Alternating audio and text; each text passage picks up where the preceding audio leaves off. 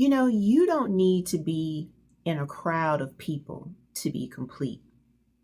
You don't need to constantly explain yourself and perform for validation, or even always be seen to know who you are.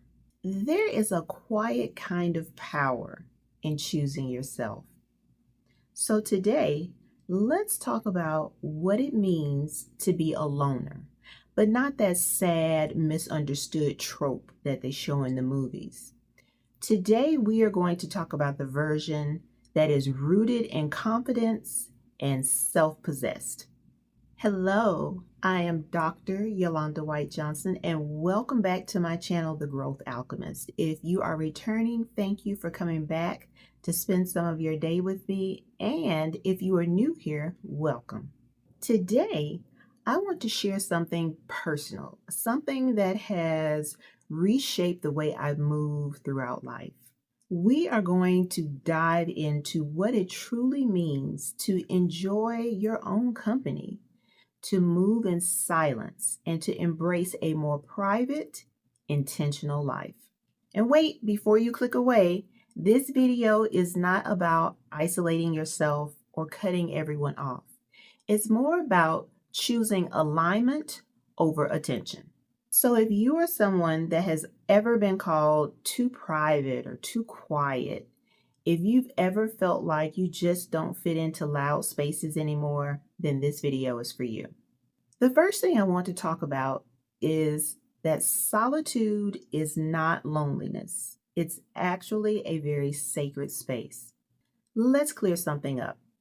Being alone and being lonely is not the same thing. Solitude is chosen. It's a space you create so that you can hear yourself think, so you can reflect, recharge, and realign. We spend so much of our lives performing, showing up as what we think the world expects us to look like. But solitude, that's where you show up as your authentic self. You don't have to constantly share your every move to be seen. In fact, the more comfortable you are in showing up with your authentic self, the less you will need to explain your piece to anyone else. I want you to try this. The next time you're alone, don't feel that silence. I want you to listen to it because there's wisdom there. Number 2, moving in silence is not hiding, it's mastery. If there's one thing I have learned over the years, is that not everything needs an announcement. You don't have to post every goal. You don't have to prove your progress. Real elevation often happens in silence. You plant, you water, and you tend to your growth without needing applause. When you move in silence, you free yourself from the pressure of public opinion. You make decisions from clarity and not crowd approval. And trust me, the people who really care about you don't need a play-by-play of what you're doing every minute. They will recognize your growth when they see and feel the energy shift. Number 3, living a private life is an act of power. In a world that is addicted to oversharing, privacy has become revolutionary.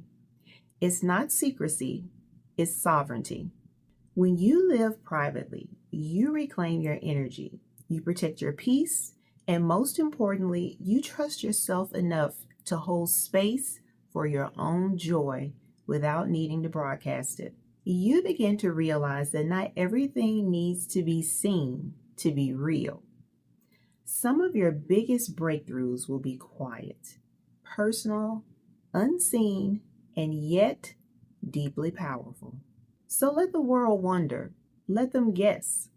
The most powerful moves are often the ones that no one sees coming. Number 4, you are not meant to belong everywhere.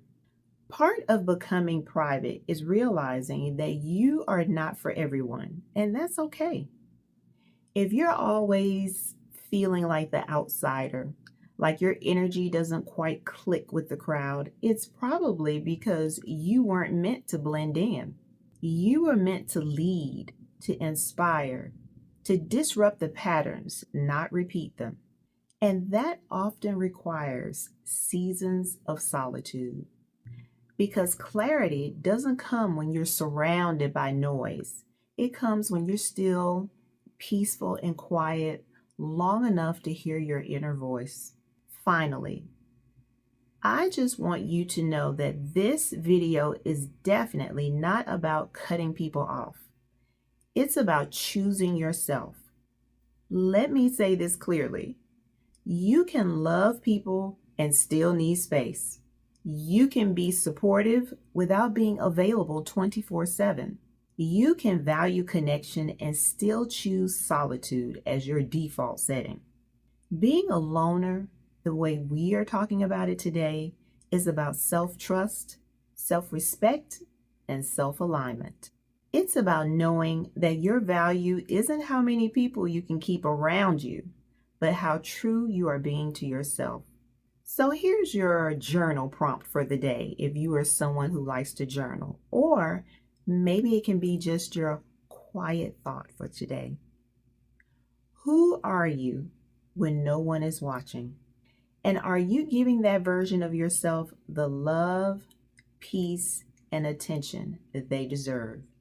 If this message spoke to you, whether you are in a season of stillness, solitude, or silent growth, I hope you know that you are not behind, you are becoming. If this video resonated with you, I want you to leave me a comment below and tell me what's your favorite thing about being alone. Make sure to also subscribe for more content around personal growth, resilience, and learning how to trust the journey, even when it's quiet. So until next time, stay rooted and keep rising.